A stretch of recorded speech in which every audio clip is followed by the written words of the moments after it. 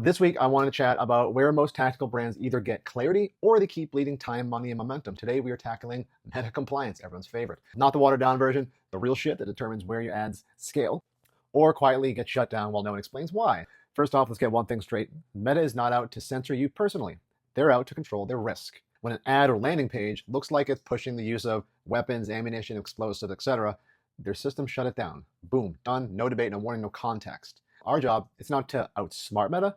Our job is to understand how it thinks, build systems that work inside the rules while still driving growth. That is what we're going to be locking in today. The current compliance rules.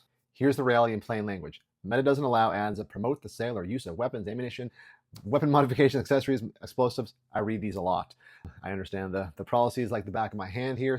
Basically, it excludes all that. Anything that clearly facilitates the purchase or use of any of those items. These rules are not moral judgments. They're risk controls, like we said. Meta is protecting itself, its advertisers, their public image. And here's the key point most brands miss. This doesn't mean that tactical brands are banned. It means that direct selling through ads is the problem. If you want to win here, you have to understand what Meta flags first, why. Meta doesn't flag ads randomly. It flags patterns. The biggest triggers fall into three categories. First here is direct transaction signals. Copy or calls to action that clearly push buying weapons, ammo, or restricted gear. Second is product use signals. Images or language that show weapons in action or imply outcomes tied to use. Last one here is accessory signals. Even accessories become a problem when they clearly enhance or modify the function. Take the scope off and show that by itself. Most accounts don't get hit for one mistake. They get hit when everything lines up. Ad copy says buy, images show the product, landing page confirms this is a sales page. That alignment, that's your landmine. To stay clear, stop leading with purchase language. Stop using visuals that explain the use case for Meta. Stop sending traffic straight to product pages that sell these restricted items. When you reduce all of this, Meta lowers their threat response. That's exactly why we created the buffer page model. So we're going to go over into what that is and why it works real quick. We created the tactical buffer strategy. It's a buffer page. It's a very brand forward educational page that sits between your ad and your store. It does three critical jobs. First, it reframes the intent that instead of shouting buy now, it leads with story, values, philosophy. It slows the automated review. Meta's system does a real fast scan, and a neutral page first reduces the risk for them. So it qualifies your audience. Secondly, people who move forward are choosing to engage. That always converts better long term. It's not a loophole. This is strategic alignment with your intended customers.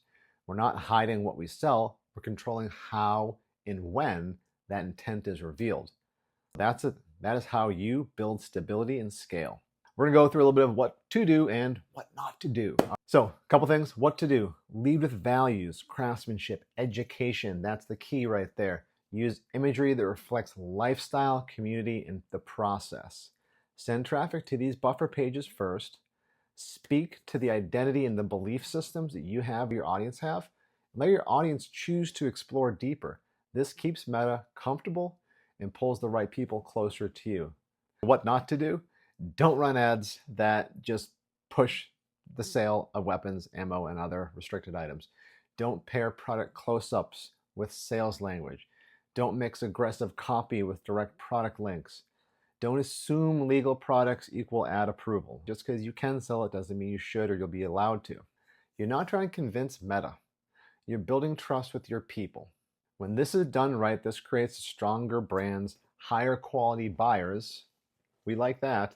Ad accounts that can survive long enough to scale. That's how professionals operate.